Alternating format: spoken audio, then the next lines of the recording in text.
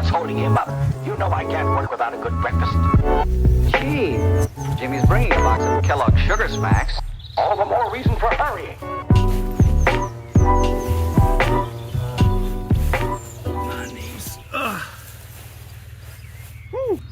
Phil's asked me to go through what I'm planning on taking on the Pennine way, so I'll go through the basics, as it's all pretty similar anyway. When you start getting down to the weights that sort of we are for this trail, people tend to use fairly similar things. So trekking pole style tents,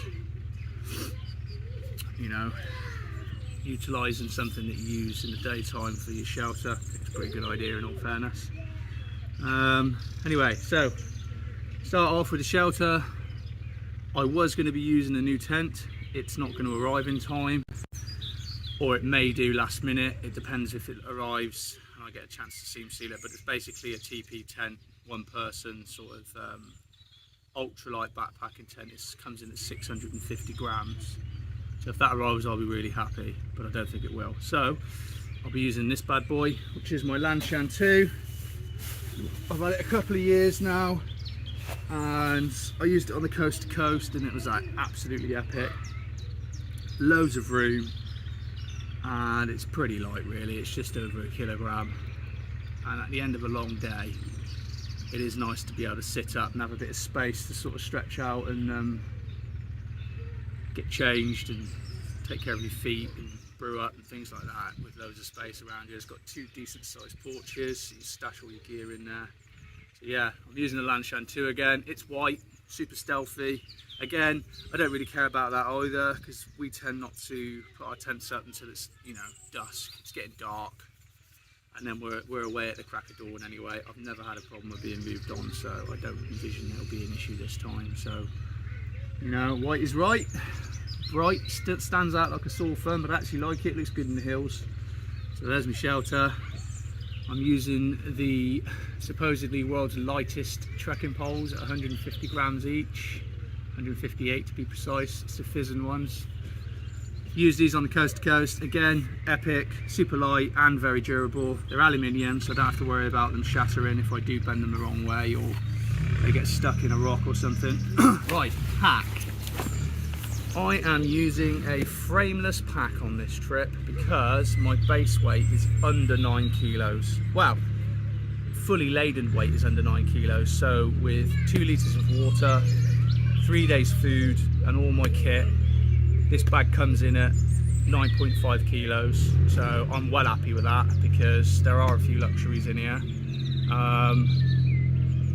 And sub 10 kilo bag for a trip like this I think is brilliant. It'll get lighter as the days go on, because I've got 3 days worth of food and a load of snacks to begin with, and then once we get the first resupply, I'm just going to supply every other day. I'm not going to carry a lot of food with me. So what I'll do is I will start how I unpack it. So I keep my kettle, or Titan kettle, in the front pocket, and in here I do love this thing. They are quite expensive, but they're robust. The pot lid stays on without having to hold it on, so you can turn it upside down and it'll stay on. It's been knocked around and bashed, and it's still in one piece, which is good. In here I've got some coffee sachets, Open L number 7 knife, my Sea to Summit X mug, and a bit of towel just to dry everything off before I stash it away. So that's what I keep in the actual mug. And then in the front pocket here I've got my Montane super light waterproof trousers. Never let me down, they're brilliant. This is a new bit of kit. This is a Tyvek bivy bag. Now it's not fully waterproof, but it's supposed to help with condensation and keep drafts off you. Obviously I've got the 3 season in here, and it does get drafty when there's a cold wind, and it can take the heat out of you, especially when you're using a quilt. So I'm taking this. I think it weighs less than 150 grams, and I think for the extra warmth and protection of my sleep system, definitely worth it. AliExpress special, 3FUL gear, make that one. And then my waterproof upper layer is Patagonia pullover. Again, nice and light, but windproof and packable. And then I've got a few cables in here which will actually go inside the bag. It's just I shoved them in here because I was making this video, but I've got my watch charger cable, headphones and phone and power bank charger. And then I've got this which I have hanging on the front of the bag when I'm walking, but I can set it up at camp because it's got a little stand on the back. This thing is brilliant. Yesterday I tried it out in the sun. Recharged my GPS in 3 hours, which has got a big battery. It did my phone in an hour and a half, and I charged a head torch with it as well, so I've got no issues. If the sun's out, I think this will do a brilliant job. Right, what else have we got then? I'm taking 500 ml of meths. This isn't meth, this is bioethanol because it burns cleaner and it doesn't stink as bad. And you don't get as much soot, so I'm taking 500 ml of that to go with my cook system. And then in the top of my bag, this has got everything in it. So this has got 3 days food. I've not gone as far as fillers take these out of the packets because I don't use paper thin lining bags, and I put my stuff away so it can't cut stuff, unlike Phil. But yeah, I've got a few Sea to Summit meals in here. Real Airmats, these are brilliant, really nice. And then these, and I haven't used these before, these are called tent meals. They're high calorie and they weigh bugger all, so I'm looking forward to trying these. So I've got probably around about 4 days food here, and a couple of sachets of porridge. Phil don't really eat breakfast, but I do. And then I'm on to my actual cook system, which is the 30 ml spill-proof Speedster stoves, alcohol stove. Absolutely great little bit of kit, super simple, nothing to go wrong. Nice silent cooking. And then my second cook sauce is my Esbit solid fuel cooker, which uses the little tabs, which are these. So I'm taking about 7 tablets with me, 7-8 tablets, and that's just to use when I run out. Or well, actually I'll probably use these first till they've all gone, because this literally weighs 30 grams I think. Then this is the windshield from Speedster stoves, and this is the base which reflects the heat up. This does actually make a difference, and it protects the grass. So that's my full cook system. I think it weighs less than 100, I think it's about 130 grams all in, not including the alcohol, but light enough and flexible enough that I'm happy enough with it. I mean, with a gas stove, you never really know how much you got left when you start getting down towards the bottom of the canister. You know, it just feels light and you're a bit like, oh, am I going to have enough? And on the coast to coast, a 300 didn't quite do me. I think it did the last night, and then I was buggered in the morning. So I'd rather have something where I actually got a visible representation of what I've got left, and the same with the solid fuel. You know, I just got to be a bit more clever with how many brews I make, because I do like a brew or 10, and how much water I'm boiling at any one time. Right, bug spray for the mozzies and the ticks. This works great, love it. It's the Life Systems one. Not too sticky or smelly. Little medical kit, this is just full of painkillers. And then in here I've got a mirror, some tape, some medical tape, and some bandages as well, just in case one of us does get a nasty cut. It's enough to get us out of where we need to be, and some plasters and a safety pin. So that's the med kit. This is the rubber feet for my trekking poles. And then I've got a patch repair kit for Gore-Tex jackets and down jackets. These are great, seal them up, you don't lose any down, they are waterproof. I've repaired a few jackets with this. Lighter, again, this is refillable with your standard gas cylinders. It's a Soto, completely windproof. does what it says on the tin. In here I have got Vaseline, toothpaste, toothbrush and hand sanitizer. Got to keep them teeth clean and those hands clean. Personal hygiene is very important. In case my lighter don't work. I've stolen the dog's medical tape.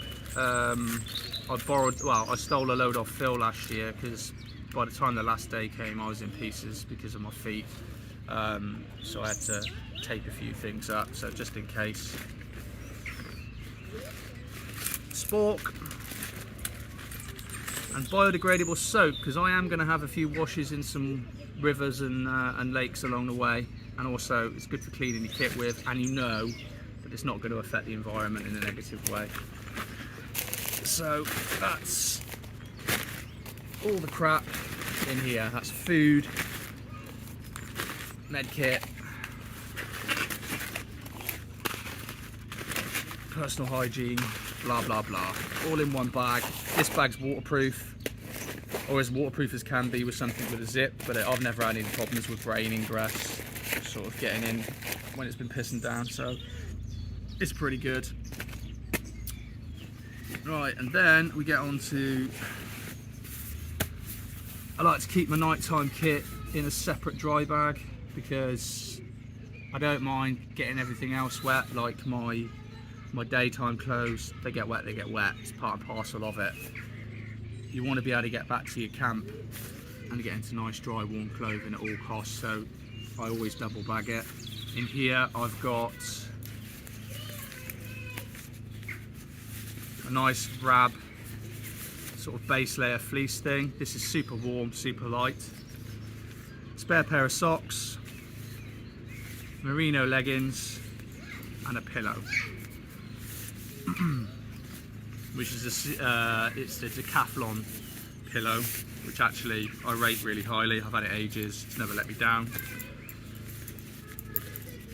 I don't wear underwear to bed, and I tend not to wear socks either. I like to let my feet breathe at night time. Right, now we are onto the sleep system. This year I am not going to use an inflatable pad. I am purely going with this bad boy because it actually forms the backrest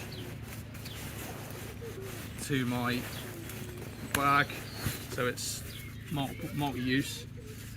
And at the end of the day, I just want to be able to get in my tent after doing sort of 30 odd miles, and I just want to lie down. And for me, I've slept on just these a few times, and it's not too bad, you know. I can sleep like that. I'm not too fussed about being on a cushy pad. It's not cold enough that the heat's gonna be an issue being sucked out by the cold floor, because I think these have got an R value of just under 2, and I think that's enough for this time of year. I am pairing this up with the Ice Flame quilt. Again, these are as good as everybody makes out. They're bloody brilliant. I've used this down to about -2 before and been warm enough, but I am a hot sleeper. But yeah, lightweight, does what it says on the tin. Inexpensive really for what it does when you compare it to some of the big name stuff. And then in the bottom of the bag I have my Decathlon down jackets, which I've had for a few years now. Hence there's a few little patches on it from campfires and the like, but again, warm and light and packable. And then I've got a large Osprey 70 to 100 litre bag liner, which is where I stick everything. And that is my sleep system. And then in here I keep all my electronics, which are also in a dry bag. And I have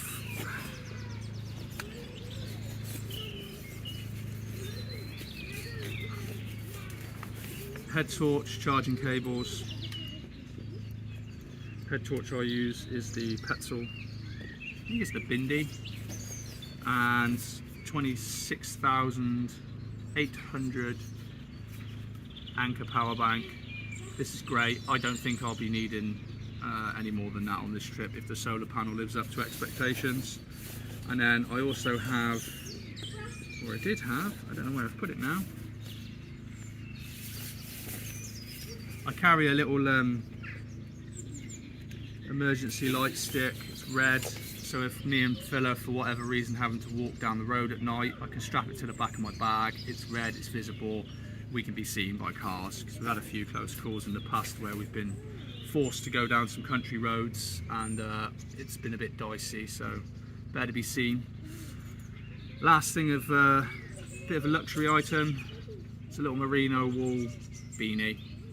I like to wear a beanie to bed at night, keep the old bonds warm, and I can also stick it on those chilly mornings to cover my ears under my cap.